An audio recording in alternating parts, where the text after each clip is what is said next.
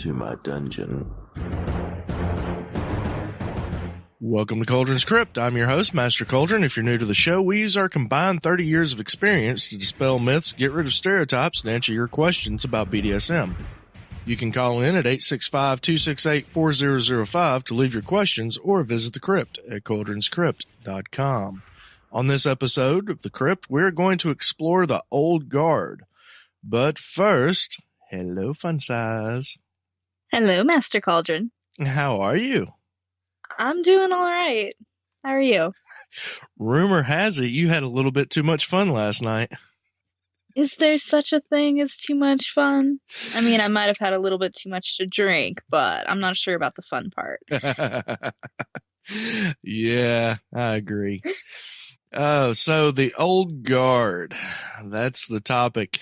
We all know that you love that. The Cryptors are quite fond of you and hearing your stories about your initial training and getting into the lifestyle. So I'm sure they're going to want to hear what you've come up with for this episode, as getting to know where we come from is getting to know where we're going. Let me hit those rules to love by and make a quick little announcement, and we can jump into our Old Guard discussion. So, rules to love by. Rule number 1, safe, sane, consensual, and informed. Rule number 2, kinky. That's KNKI. It comes from the Kinky app, available on all platforms. That stands for knowledge, no intolerance, kindness, and integrity. And rule number 3, the quote from Mr. Paul Young. Submission is not about authority, and it's not about obedience. It is all about relationships of love and respect. Very important to remember as we go through this journey. All right, so those are the rules to love by. The announcement: if you are looking for an educational weekend, visit Cauldron's Crypt /KWI. That stands for Cauldron's Weekend Intensive. That is going to be a weekend of education in the Smokies, Pigeon Forge, Tennessee, in a very large cabin. Only 38 spots total are available. Those are going quick. It's $200. For an extra $50, you can check in on Thursday and check out Monday. The $200 pays for Friday night through Sunday morning. There's a complete list of activities and educational opportunities at the website cauldronscrypt.com/KWI. And now for the Old Guard conversation. I guess we should start with my favorite thing. Would it be definition? As a matter of fact, it would be. So go ahead and define that for us. The easiest way to define the Old Guard is that it's a group that outlined a lot of the etiquette and traditions of modern BDSM through their practice and subtle military-style format post-World War II. So we're definitely going to be looking at history today. So getting into the history, honestly, you're definitely more of an expert on the Old Guard than I am. So I'm going to kind of step back a little bit, let you have the lead on this, and I may pop in with a few questions here and there. Sounds good. Usually we like to look at BDSM in a worldview here at the Crypt. But today, because most of the history for the Old Guard, as we know it, is from the American side of things, we're going to be centered around that.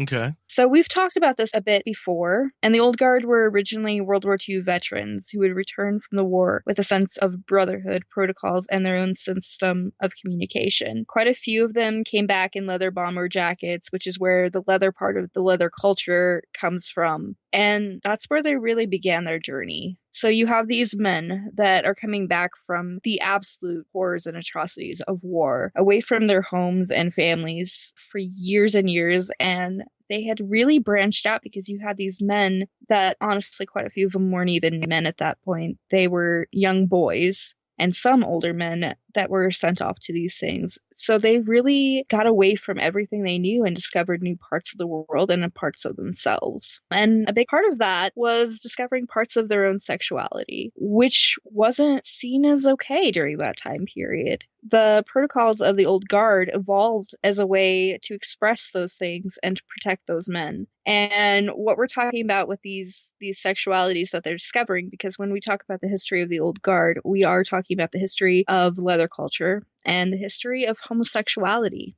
And that's not to say that everyone in the Old Guard was a homosexual or is homosexual or any of that. It's just this is where the roots were. So we know where the communication tactics come from, subtle signals announcing who was who, their relationships, etc., which we'll dive into more in a minute. But what about the sexual practices that are rooted in kink? I say kink here and not BDSM because there's a big difference. Kink is just that. It's the actual physical bondage, the floggings, the animal play, etc. Those kinds of things are our kinks.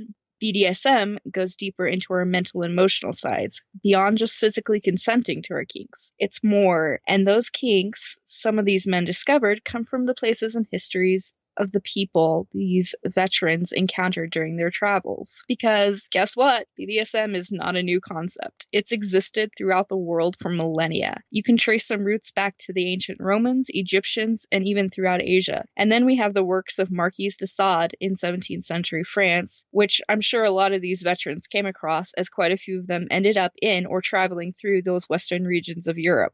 BDSM is by far not a new practice to the world. It's old. So when I talk about my love of history, there's a reason.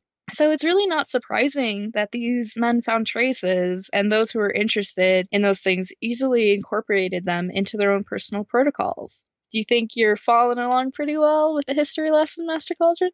Yeah, I think that I can definitely see where a lot of the protocol comes from, given that these were, military men, and you become used to that. I know my brother-in-law, after 21 years in the military, does like that structure. And he's not hardcore. We visited him out at his last assignment, and we got to go to the base, tour it, check out some of the planes, some C-130s, stuff like that. Really cool. But I'm talking to him about how he balances that work-life issue and where you're coming from structure, and then you come home and you've got children. You can structure children to a certain degree, but there's still that level of chaos. And he kind of looks at it, well, it's, I'm like you. I work a job. I go to work in the mornings. I come home in the evenings, and occasionally I have to take trips for my job, though his trips will last 9 months to over a year. But still, he kind of looked at it that way. But even with his kind of loose association there with that hardcore, like, I don't want to be real stereotypical here, but more of the gun-ho Marine kind of lifestyle, that structure makes him comfortable because that's what he has grown used to. So it's so simple to see where a lot of these protocols and the high etiquette comes from with the leather community. I find it so interesting that you brought that up, because even as you're talking, I see that in my own life. My father is a Vietnam veteran, and the way that I found my trainer was that his friends who are part of the lifestyle that are also Vietnam veterans that came back with him, that he's been lifelong friends with, introduced me to my trainer. But I definitely grew up with a strict military household because of his presence in the Air Force, even years before I was born. It carried over, so it made me more comfortable, which of course is part of the reason why I'm here today. Yeah, it's one of those things, once you know it, you can't unknow it. And as you are aware, my father was also in the Air Force. But back to the Guard, where are we going with this next? Give us our next lesson. Okay, our next lesson. Well, first I have to note that while we're talking about the history of the old Guard in context to BDSM, that not every person who was part of this tradition even practiced what we currently identify as kink. They had a system of who was top and bottom. They had etiquette as far as communication goes, but they didn't necessarily have scenes with whips and floggers and pet play or any of these things at this time. There were pockets of people that were curious and into these things, just like you get pockets of it in any community. If you look at the world as a whole, people would go, oh, the world as a whole is, vanilla, but in truth, we exist in all our very varied forms. So it's not everybody. So just keep that in mind. It's never an absolute statement.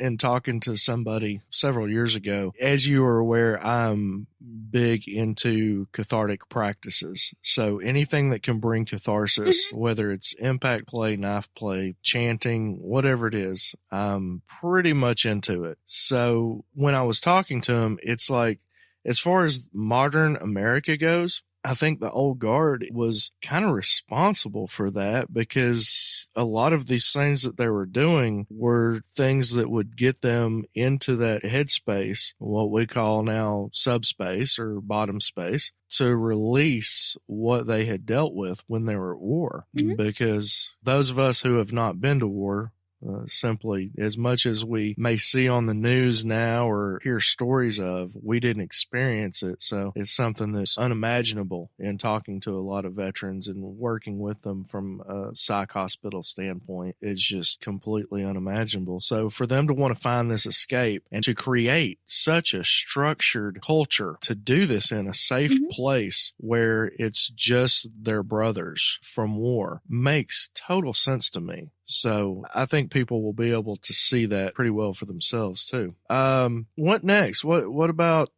I mean, it sounds simple as people just coming home from war and poof, this was created, but I know what it is to create things, especially something in a country that was so biblically based. Dive a little bit into that, and how hard was it for them to do this? How did that go? Well, it was the mid 1940s. It was a very puritanical America they were coming home to, where they were expected to have wives, jobs, and create families. Hundreds of thousands died from America alone in World War II. So when they came back, they were expected to pick up this lifestyle and create babies. This is a baby boomer event that really shaped our country today. But they couldn't be open about who they really were, so they had to be very subtle and secretive for a very long time. They created the framework of their protocols and etiquettes, but it wasn't until the 1960s and 70s, after the Korean and Vietnam Wars, that the old guard truly filled out their framework and began spilling over into what we identify it as today. Because they did have to be quiet. As many of our listeners know, I grew up in the South for the most part. My family's Southern, and coming out to my family as bisexual was terrifying because of this. There are still lots of people today that are terrified of this. So the fear, just to be able to grasp the absolute terror of coming home to this puritanical society in which they had to be something that they weren't, regardless of how they felt, really shaped how they would approach their communication and protocols with their brothers and these people that they were so close to, and how they shaped themselves. So this was not something that was out in the open for anyone. If you weren't in it, you could never even glance it. So during the 60s and 70s, as we know from history lessons, even the most basic ones for people that aren't buffs like me, we saw a lot of civil rights movements, but we also saw more on personal scales, personal rights movements. There was a whole culture of people who wanted to explore themselves and the world around them and weren't quite happy with how things had been for a very long time. There were people having personal and sexual revolutions, but there was still this giant stigma against homosexuality. So these new veterans coming back from the Korean and Vietnam Wars had this basis of the military style hierarchy combined with their need to have their sexual revolution, and they came home and many started to exhibit the same habits of the World War II veterans: the subtle communications, the protocols, and the need to have their own subculture. The older generation from World War II took its framework, clashed it with the younger, and it was this beautiful blending of basic ideals and protocols, and the subculture ended up evolving even more. And when I say there were people having personal and sexual revolutions, I'm sure there's lots of people out there picturing the scenes from what was it? Forrest Gump, Jenny, her whole drug thing, the hippie culture, all of that. And that's how it really was. So this is where we see leather culture starting to be viewed as a whole. We had biker gangs popping up and secret clubs, and yet there was still the very real fear of being discovered. And what's more is that it wasn't just men who were veterans hiding their homosexuality anymore. There were women getting involved in these things. There were people who were homosexual and lesbian, and there were people who were straight that started getting involved just because they felt like they couldn't really be themselves or wanted to explore some new part of themselves at this point. And they didn't meet the status quo that the rest of the country had still. So they were still very secretive and quiet and had their own things. Again, it's a subculture. You get your own set of rules. So this is really the point in which BDSM, the protocols, the etiquette, the top-bottom relationships met with the kink aspect on a grander and more recognizable scale. Before I launch into this wonderful next decade of the 1980s, do you have any questions, comments, stories? No, I'm kind of kicked back and enjoying the history lesson. I'm really enjoying this. So, jumping into the 1980s, we start to see the slow divide between the old guard and the biker gangs. More leather clubs began to arise, and the subculture began to define itself more clearly, to the point where if you were part of the old guard, you could and would follow the cues and etiquette signifying this, and if you weren't, then you would never be part of this Leatherman culture. It's kind of what I said before about the World War II veterans. If you were in, you were in. If you were out, you were out. And this meant that if you were a biker and you weren't part of the leather culture and BDSM, then you were just a biker. So you definitely see the divide. More people who were leathermen but not bikers began to filter in. So the divide solidified. From there, the culture evolved more, and then we got to see the new guard arising, which we'll touch on in a minute. Something that I didn't put into the show notes, but I feel is important to mention, is that things became more secretive in the interim as the 1990s approached, and with it, the AIDS epidemic.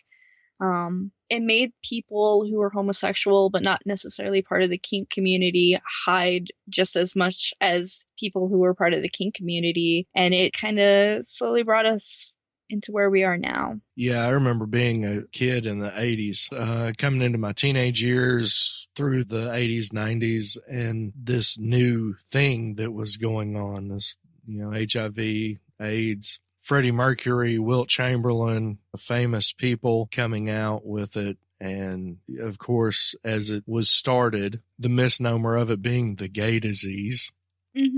As even on news reports, I remember sitting there and hearing it. Well, it's the gay disease or the homosexual disease, which even then, I guess I was a little more liberal than my parents because they're sitting there talking about it and referring to it that way because that's the information that was being put out. But we now know just how inaccurate that really was. But I noticed a change around some people that then it was only that I noticed it and I couldn't put my finger on it, but it was some neighbors of ours that rode, and they would never say that they were in a bike gang, or it was just a group of people, a club or something like that. I forget exactly how they referred to it, but looking back and realizing that they were very much part of the leather community. And we weren't really allowed to be around them much because it was two men that were roommates. So my parents, I didn't even know it at the time, but apparently my parents thought that,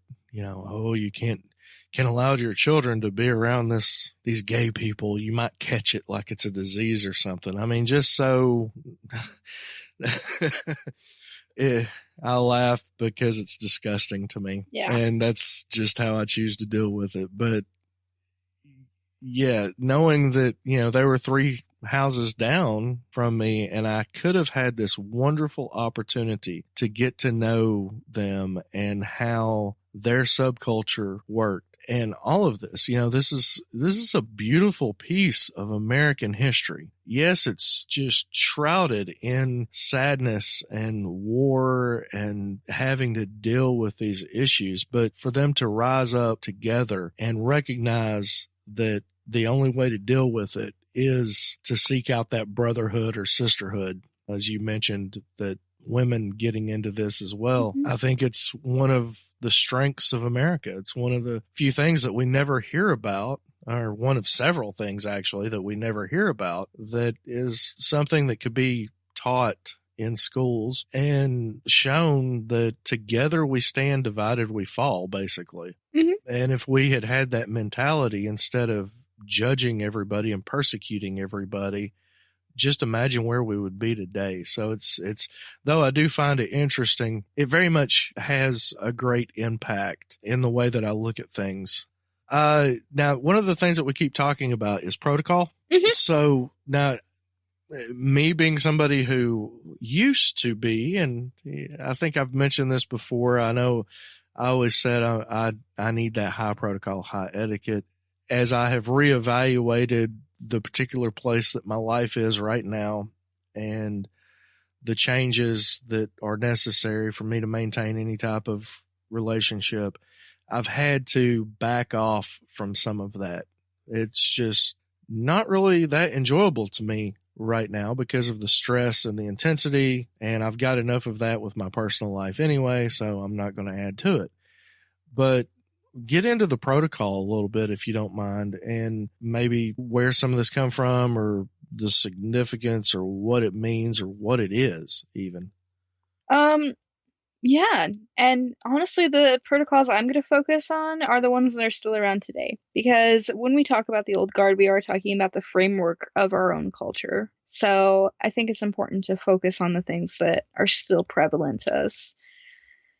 So the first protocol we're going to talk about is that chaps indicate more commitment than Levi's, and leather pants more commitment than chaps, especially when worn consistently. This goes back to something that we've kind of talked about before with BDSM fashion today. We see a newbie come in their blue jeans and we go, okay, they're newer. They may not be looking to see or learn, or they may be looking to learn or whatever. Then we see someone like, yes, I'm using you, Master Cauldron, and he shows up to events in his leathers. And I happen to know he shows up in this rather nice red button-down shirt of his. And it signals to all of us in the community that this is someone that's serious about what they're doing, about who they are in this community and culture. It's still very real protocol and communication signal, which someone that's part of the vanilla world may not pick out for what it is because it is so subtle. And this protocol will very likely be part of our culture and our traditions for quite some time. But I can also see it relaxing a bit as it evolves in this post 50 Shades world of ours, too. Yeah, and I think that that's really sad. But the people who are serious about it, even coming in from a 50 Shades standpoint, and I know a lot of people that are 50 Shaders, some of them still deny it, but they are. Mm-hmm. They look at us, experienced people, older people, and a lot of times they'll comment on how traditional we look. And it is a compliment, and it brings up the conversation. Well, why do you wear leathers? It's 90 degrees outside. Why are you like in leathers? And they're standing there in a private dungeon in shorts and flip-flops. And it's like, because I respect this play space, I respect the owners, and I respect the people that I'm playing with. So the time that I'm out of the car where I have air conditioning and not in the dungeon where there's air conditioning, so basically when I'm outside where it's hot, I can deal with it because paying my respects to those that come before me, to the owners of the dungeon, to the dungeon itself, to the people that I play with, is way more important to me than a little bit of discomfort of being hot while I'm walking from the car to the dungeon. And they are somewhat stunned by that, but they see just how important it is to me. And eventually, as their toy bag increases, thankfully, so does their wardrobe. And it's a beautiful change to witness in people, but they don't know. You know, I mean, we are all... well, I'm throwing out a pretty big blanket there, but for the most part, those of us who have been around prior to 50 Shades often talk so negatively about them, and that's a huge part of our audience. And I don't want them to think that I'm talking bad about them, because it's just a lack of education. I mean, you until you know it, you can't know it. So it sounds like a stupid statement, but I mean, it's true. They are uneducated about this type of thing and about what it means. So, but yet we expect them to.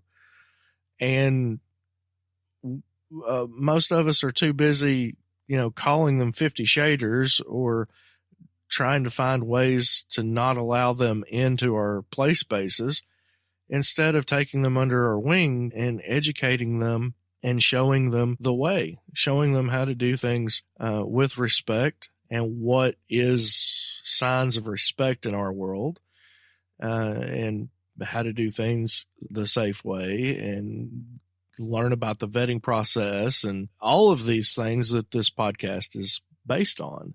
So for the older people that listen, and as I've said in a past episode, surprisingly, I've found out that there are a lot of veterans that listen to the show. I challenge everyone to do these things, to take these new people under their wing and guide them in a way that helps them to grow and not makes them feel isolated. Because all of us, whether we consider ourselves leather or old guard or new guard or whatever classification somebody wants to put on themselves, all of us have a responsibility and a duty to do these things. And we need to pass this along. Otherwise, it's completely going to die out and we're going to lose this beautiful thing that we have. So, that's my soapbox on that. So let's go on with the protocols. The next protocol is that bottoms may not own collars unless a particular top has allowed that bottom to be the custodian of the top's collar. A bottom wearing a collar is a slave and belongs to the owner of the collar, who presumably has the keys. Other tops are not to engage a collared bottom in conversation, but other bottoms may do so. Should such a relationship end, the collar must be returned to the top. It still stands today that tops provide the collars for bottoms, and it's theirs to give and bottoms to maintain. While the bottom isn't necessarily a slave, and the terms of top and bottom have been expanded to mean top bottom or top dom or master, and bottom to mean sub, slave, or pet, the idea is still the same. Especially in the case of high protocol settings, you still have the rule of not speaking or approaching another's bottom without permission first. So in a lot of ways, this protocol isn't as rigid as it once was, but it's certainly not going away anytime soon. Still true. Yeah. Still true in a lot of ways as far as collars go. Yeah, and that's something that I've certainly don't do. If I give someone a collar, it is theirs to do with if and when things end. If they want to cut it up into 1,000 pieces or place it on a shelf and look at it fondly from time to time or hide it away or give it back, it's totally up to them. That is one of the protocols that I've never observed, with the exception of once. There was once where I insisted that someone give a collar back. And that was simply out of the level of disrespect that was given that caused that relationship to end. Every time I have given a collar, I haven't demanded it back, but it has been given back at the end of that relationship. And every time I've been given one, with the exception of one case, this being Master Cauldron with the consideration collar, I have returned it. In the case of Master Cauldron, we had this conversation privately and previously about the possibility of it being returned.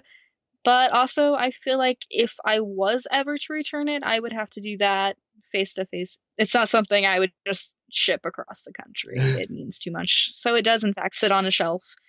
Ironically enough, right next to one of my wedding pictures.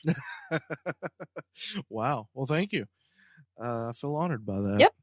Yeah, and it's nothing. I would definitely, like I said, definitely never ask for that back. There was respect and growth. Yeah, there were issues, and it was a learning experience. But yes, in my opinion, and we've talked about this, so I know you share this opinion. It was something that we both walked away from with more education than what we had to begin with. So, yeah, I just can't see a scenario where that would ever come back into my property.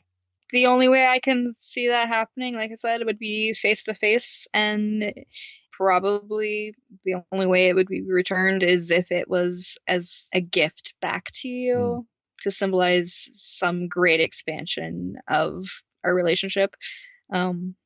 Not a DS relationship for any listeners out there still shipping us or whatever it's called these days, but some other form of relationship and a non-romantic and non-DSMS light. Right. So moving into the next one. Okay. Tops and experienced bottoms should be accorded higher respect and deference unless and until they behave rudely. All are expected to observe rules of social courtesy. Bad manners are inexcusable and can lower one's status in the scene. It's true that the longer you're around and the more you participate, the better the vetting is. The more people you will have access to and the more events you can attend. This comes from experience and also how others in the community perceive you. Courtesy and respect still go a long way, and most of the community won't bother with you if you're rude. Very true. Yep. Ran into that at the last party I was at. Yep. And with someone that was extremely rude and constantly talking, I had to call this person down 3 times in the middle of a scene.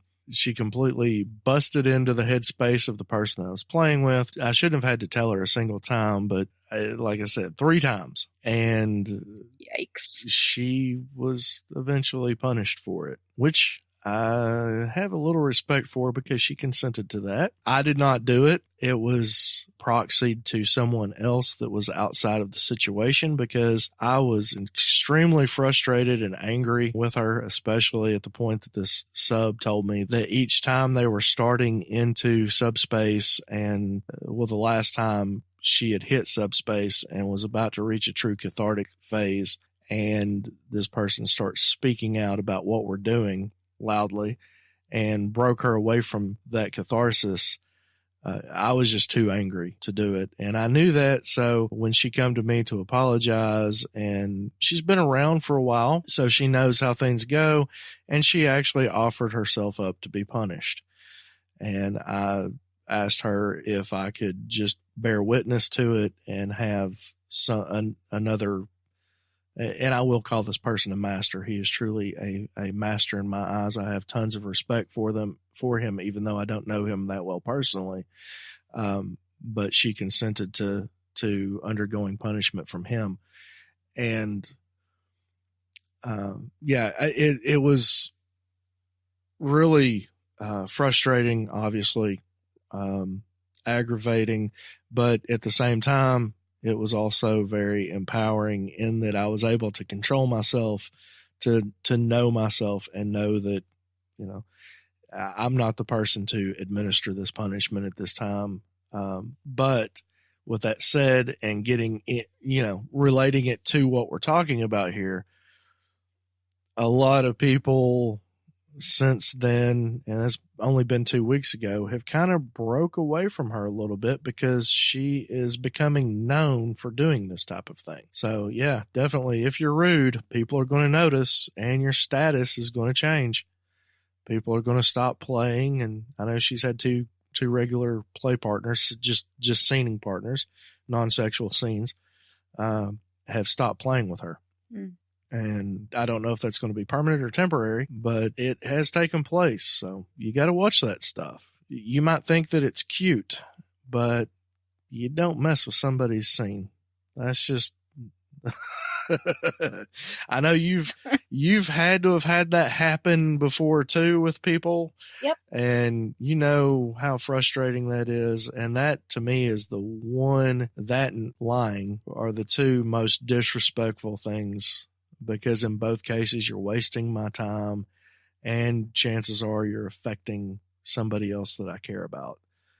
So, yeah. I don't even scene with people. If we're sitting and having a lunch at a restaurant or something and they're rude to a waiter, I won't even bother with them because how you treat strangers is how you treat the people closest to you as well. Yeah, especially once that comfort level wears off.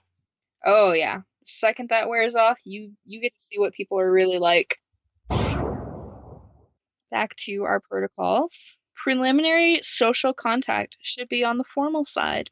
You'll notice this quite a bit as you travel through the BDSM community, people calling each other sir or miss or just behaving more formally than we would otherwise behave or witness in a vanilla community, especially at first, or when we encounter someone new to us. I had one of our listeners comment on this to me on FetLife after they had sent me a private message and they said that I was extremely formal in my responses. Yes, I am. All the time. And I'm like that with everybody unless I get to know you on a deeper personal level. Obviously, Master and Cauldron and I don't talk like that to each other off the mic, but it's still there with people that we encounter that are new, or even in the example of my trainer, he still gets called sir. Mm-hmm. Things of that nature. So you'll see it. You'll probably end up doing it yourself. All right. So going forward, what's next? Next is that experience being equal, tops lead the conversation. The note about experience being equal comes from the old guard tenet that experience lends to leading more than position, but this part of the notion is slipping away more and more.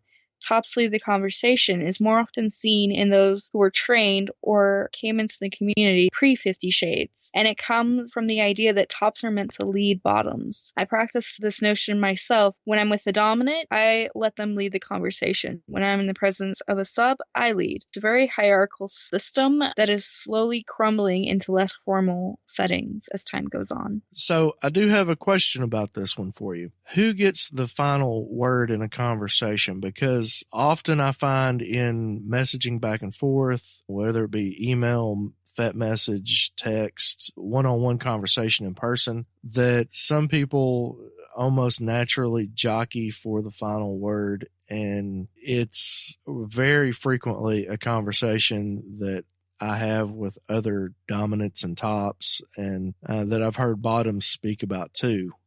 I would say that the top should have the last word, but at the same time as the formality slips, I feel like it can end up where the bottom ends up being the last to say goodbye on text and things like that.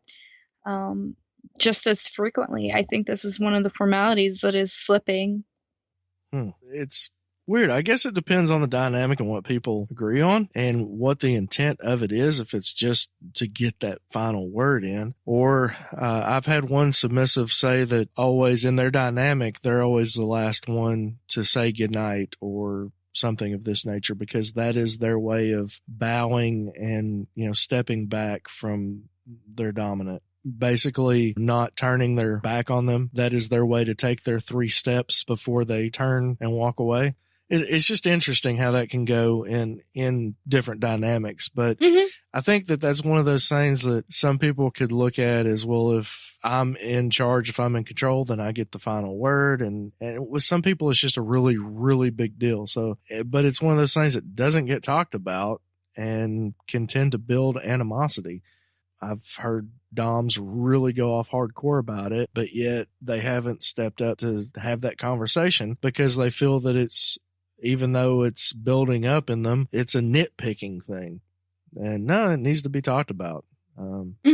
Needs to be firmly established. Whichever way it goes, it needs to be firmly established. Yeah. So that brings me to thinking about other little things like that, like walking together. What is the protocol on that? When walking together, bottoms walk half a step behind and to the left of tops they are involved or playing with. This protocol is still holding its ground and doesn't seem to be going anywhere or likely to. And I think that's because subs just feel that's almost their natural position when walking somewhere with their top. It's just a very natural thing for us to fall into. I think it's almost touching the I don't want to say primal and mean primal in the BDSM sense. I mean primal in the very old evolution sense. It's a very primal thing for submissives to do, I feel like.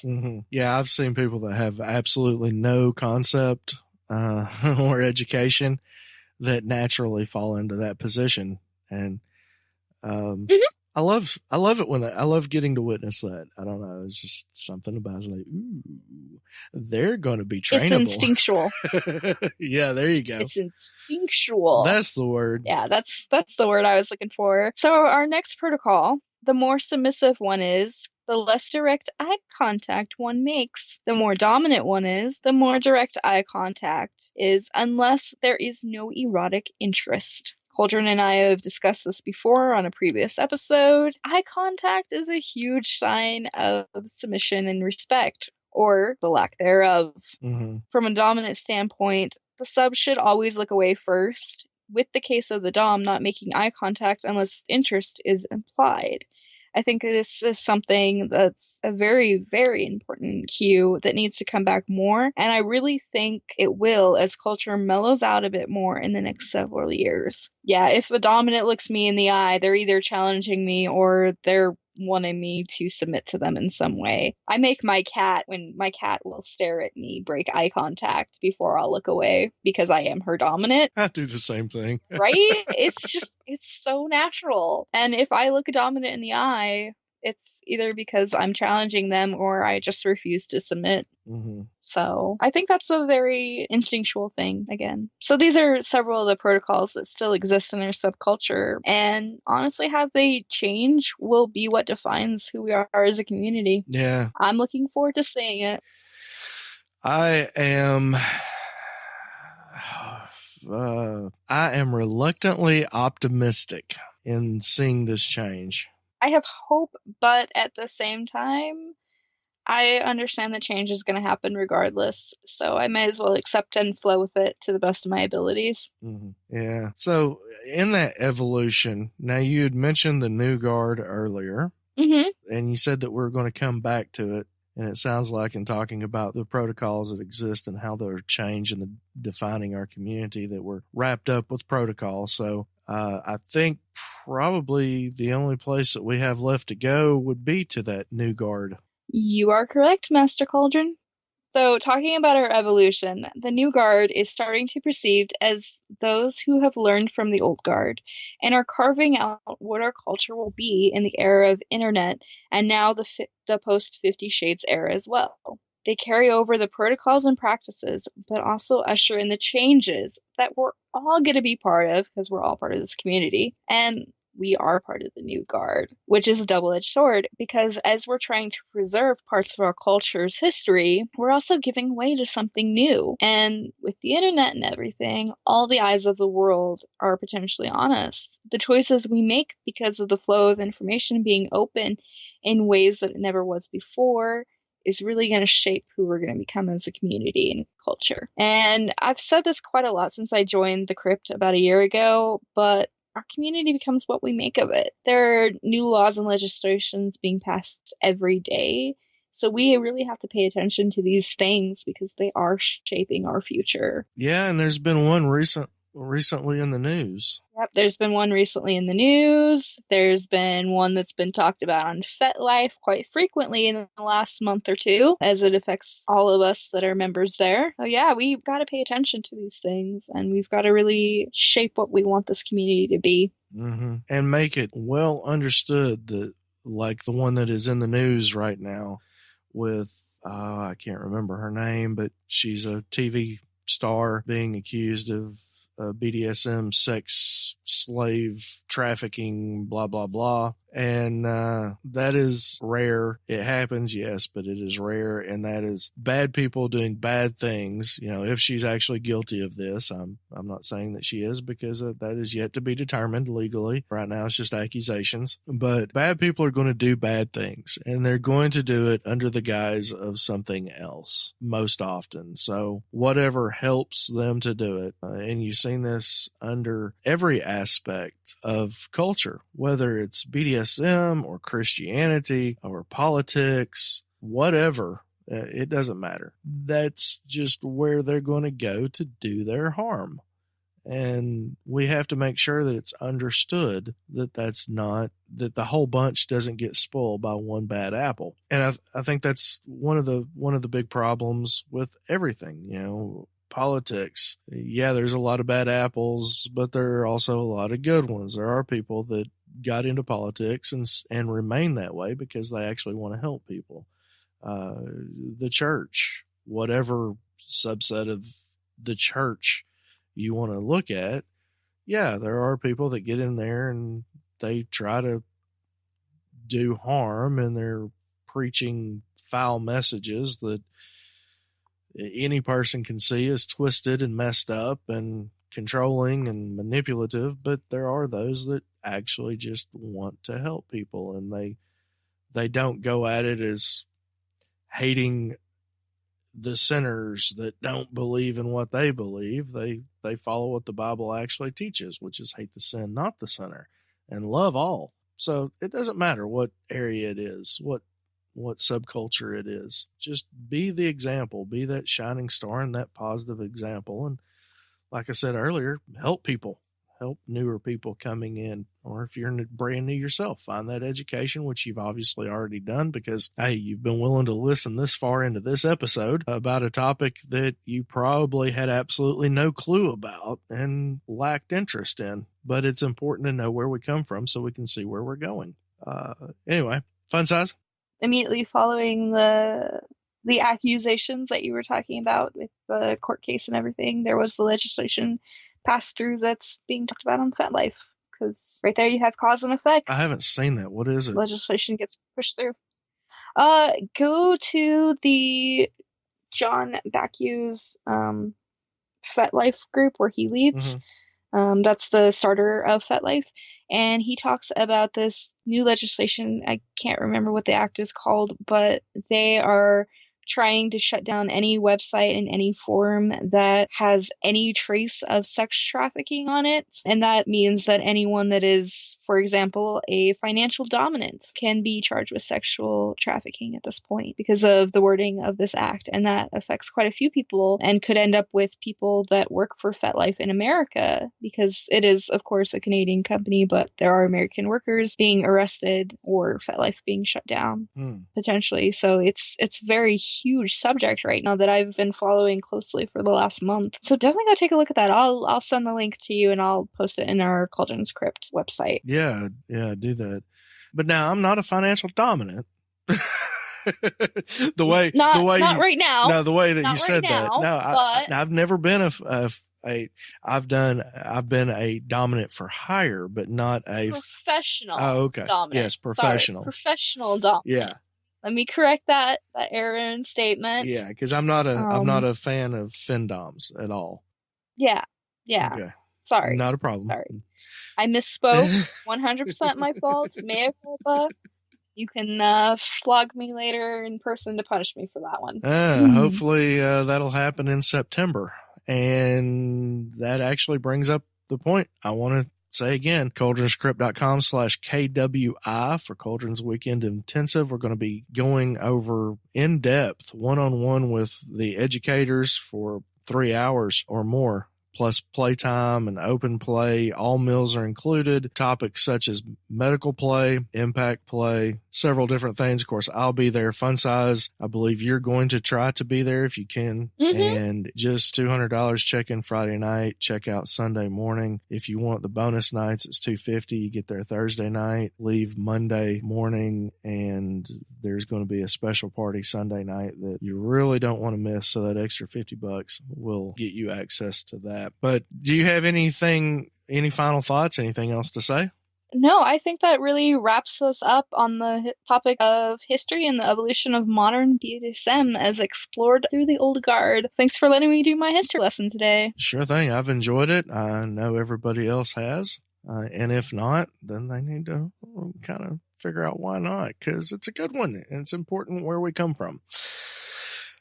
So a very, very special thank you to our executive producers, Jeff, Jeremiah, and Silas, our senior producers, Matt and Jeremy, our producers, Kane Sin, Danny, and Heather, and our junior producers, K2SO, Irish Mountain Dragon, Funsize's very own husband, and Buffalo Dom 84. We've got several new names in there.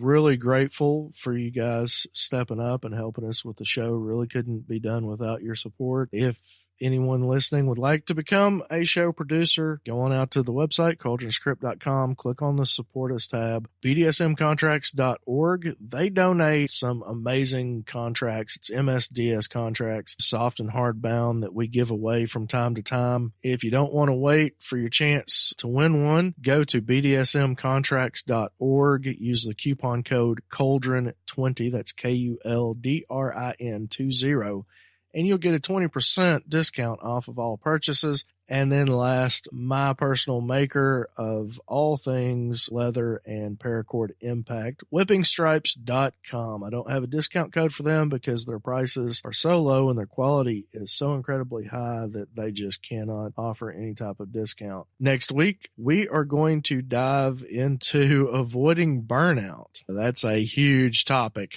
Yep. In the meantime, go to cauldronscrypt.com for show notes. Get that subscription information, link to the FetLife group, and, of course, support. Parts of this episode have been sourced from The Old Guard History, Origins and Traditions by Guy Baldwin. There's a link to that in the show notes. This has been Master Cauldron and Funsize for cauldronscrypt.com. Unearth the truth.